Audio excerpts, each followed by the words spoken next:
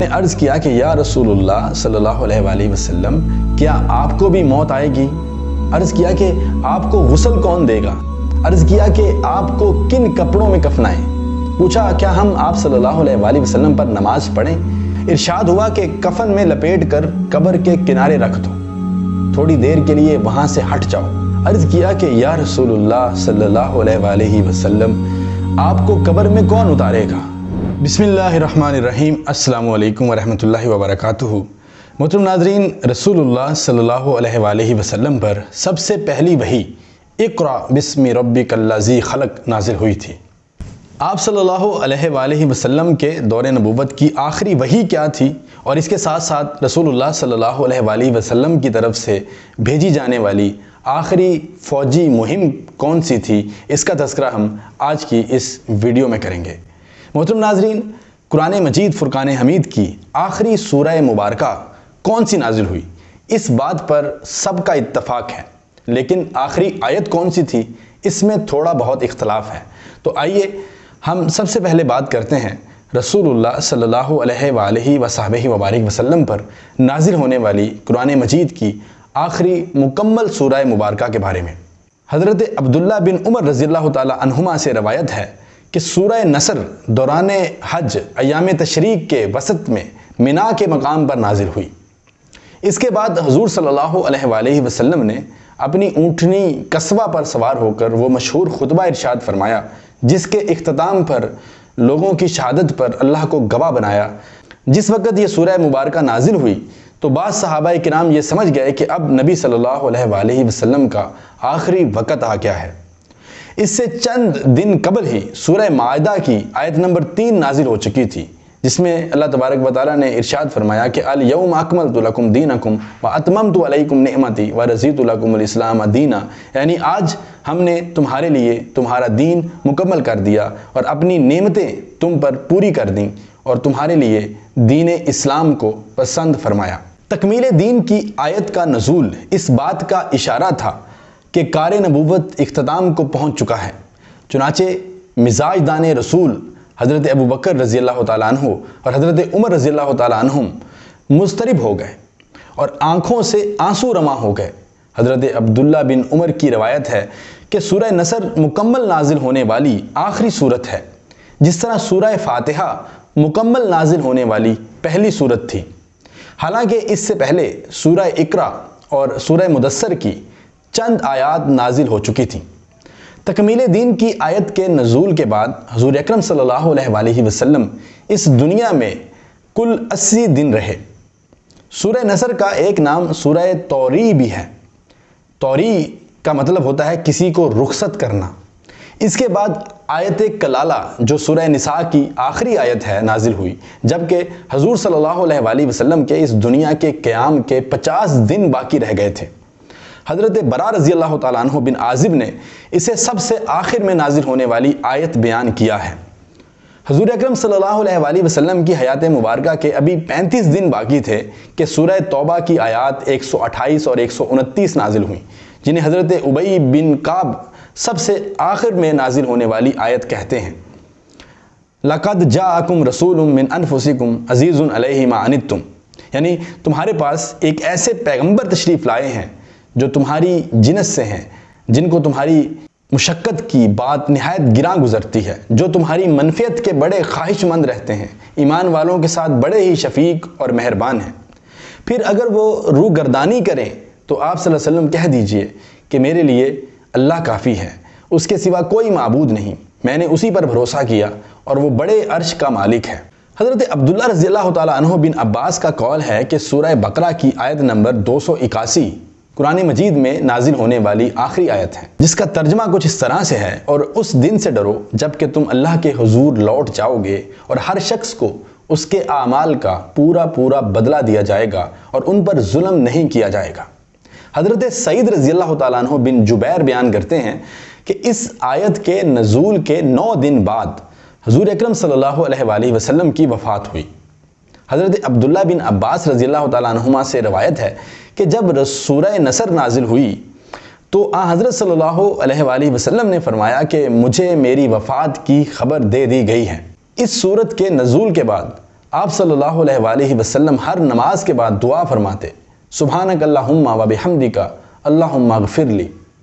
حضرت ام سلمہ رضی اللہ تعالیٰ عنہ فرماتی ہیں کہ آخری زمانے میں آپ صلی اللہ علیہ وآلہ وسلم اٹھتے بیٹھتے سبحان اللہ و بحمدہ پڑھا کرتے تھے۔ حضرت عبداللہ بن عباس فرماتے ہیں کہ سورہ نصر کے نزول کے بعد حضرت صلی اللہ علیہ وآلہ وسلم آخرت کے لیے ریاضت میں حد درجہ مشغول ہو گئے۔ حضرت ابو ہریرہ رضی اللہ تعالیٰ عنہ کی روایت ہے کہ عبادت میں اتنا مجاہدہ فرمایا کہ پاؤں متورم ہو گئے تھے۔ حضرت عبداللہ بن مسعود رضی اللہ تعالیٰ عنہما سے روایت ہے کہ حضرت صلی اللہ علیہ وآلہ وسلم نے وصال سے 1 مہینہ پہلے چند خاص صحابہ کرام رضوان اللہ علیہ مجمعین کو حضرت عائشہ صدیقہ رضی اللہ تعالیٰ عنہ کے حجرہ میں طلب فرمایا۔ جب سب حاضر ہوئے تو آپ صلی اللہ علیہ وآلہ وسلم اشک بار ہوئے۔ یہ کیفیت دیکھ کر سب پر گریہ کی حالت طاری ہو گئی۔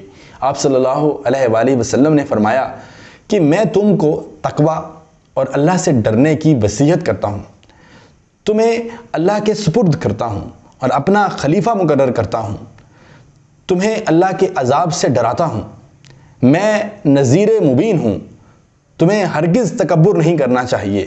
اللہ تعالیٰ نے تمہیں امر فرمایا ہے کہ یہ دار آخرت ہم انہی کو دیں گے جو زمین میں نہ تکبر کرتے ہیں اور نہ فساد مچاتے ہیں، اور انجام کار متقیوں کے لیے ہے اور دوزخ متکبرین کا ٹھکانہ ہے۔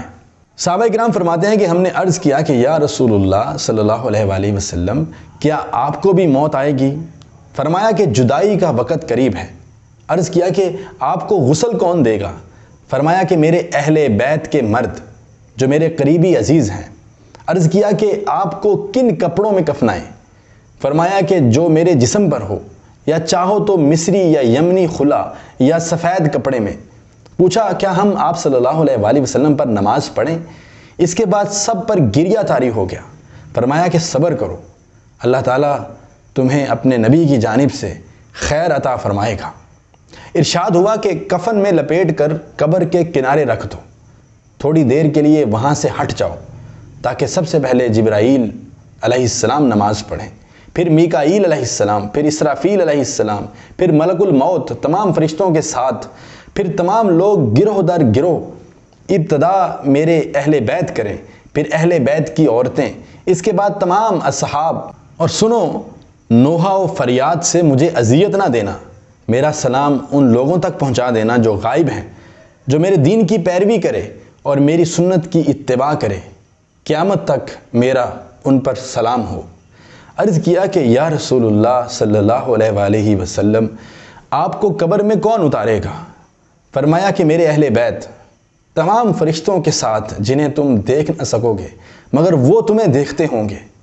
حضرت عائشہ صدیقہ رضی اللہ تعالیٰ عنہ فرماتی ہیں کہ حضرت صلی اللہ علیہ وآلہ وسلم نے فرمایا کہ کوئی نبی دنیا سے رخصت ہی نہیں ہوتا جب تک جنت میں اپنا گھر نہ دیکھ لے، اس کے بعد اسے اختیار دیا جاتا ہے۔ حضرت عائشہ رضی اللہ تعالیٰ عنہ یہ بھی کہتی ہیں کہ میں نے آپ صلی اللہ علیہ وآلہ وسلم کو فرماتے ہوئے سنا کہ میں نے رفیق اعلیٰ کو اختیار کیا۔ حجۃ الوداع سے واپسی کے بعد آپ صلی اللہ علیہ وآلہ وسلم نے محرم اور صفر کے مہینوں میں مدینہ ہی میں قیام فرمایا تھا۔ محترم و مکرم ناظرین، ہم سیرت النبی صلی اللہ علیہ وآلہ وسلم کو ایک ترتیب کے ساتھ اپنے اس آفیشیل چینل رضوان سعید پر اپلوڈ کر چکے ہیں۔ اختتامی واقعات میں آخری فوجی مہم سریہ اسامہ بن زید رضی اللہ تعالیٰ عنہ کا تذکرہ بھی آج کی اسی ایپیسوڈ میں کر دیتے ہیں۔ دوستو، رومن امپائر اس وقت کی سپر پاور میں سے تھے۔ اس کی کبریائی کو یہ گوارا نہ تھا کہ وہ اسلام اور اہل اسلام کے زندہ رہنے کا حق تسلیم کرے، اسی لیے اس کے قلم رو میں رہنے والا کوئی شخص اسلام میں ہلکا بگوش ہو جاتا تو اس کے جان کی خیر نہ رہتی، جیسا کہ معان کے رومی گورنر حضرت فروہ بن عمر جذامی رضی اللہ تعالیٰ عنہ کے ساتھ پیش آ چکا تھا۔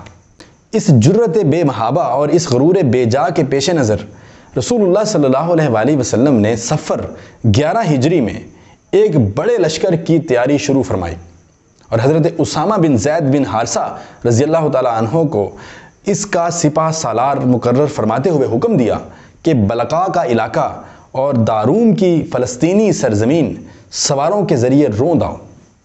اس کارروائی کا مقصد یہ تھا کہ رومیوں کو خوف زدہ کرتے ہوئے ان کی حدود پر واقع عرب قبائل کا اعتماد بحال کیا جائے اور کسی کو یہ تصور کرنے کی گنجائش نہ دی جائے کہ کلیسا کے تشدد پر کوئی باز پرس کرنے والا نہیں۔ اس موقع پر کچھ لوگوں نے سپہ سالار کی 9 عمری کو نکتہ چینی کا نشانہ بھی بنایا اور اس مہم کے اندر شمولیت میں تاخیر کی۔ اس پر رسول اللہ صلی اللہ علیہ وآلہ وسلم نے فرمایا کہ اگر تم لوگ ان کی سپہ سالاری پر تانا زنی کر رہے ہو تو ان سے پہلے ان کے والد کی سپہ سالاری پر تانا زنی کر چکے ہو، حالانکہ وہ اللہ کی قسم سپہ سالاری کے اہل تھے اور میرے نزدیک محبوب ترین لوگوں میں سے تھے، اور یہ بھی ان کے بعد میرے نزدیک محبوب ترین لوگوں میں سے ہیں۔ بہرحال صحابہ کرام رضی اللہ تعالی عنہم حضرت اسامہ رضی اللہ تعالیٰ عنہ کے گرد گرد جمع ہو کر ان کے لشکر میں شامل ہو گئے اور لشکر روانہ ہو کر مدینہ منورہ سے 3 میل دور مقام جرف میں خیمہ زن بھی ہو گیا، لیکن رسول اللہ صلی اللہ علیہ وآلہ وسلم کی بیماری کے متعلق تشویشناک خبروں کے سبب آگے نہ بڑھ سکا، بلکہ اللہ کے فیصلے کے انتظار میں وہیں ٹھہرنے پر مجبور ہو گیا۔ اور اللہ کا فیصلہ یہ تھا کہ یہ لشکر جناب حضرت سیدنا ابو بکر صدیق رضی اللہ تعالیٰ عنہ کے دور خلافت کی پہلی فوجی مہم قرار پائے۔ محترم ناظرین، سیرت النبی صلی اللہ علیہ وآلہ وسلم کے آخری باب کے ساتھ جلد ہی آپ کی خدمت میں پیش ہوں گے۔ والحمدللہ رب العالمین۔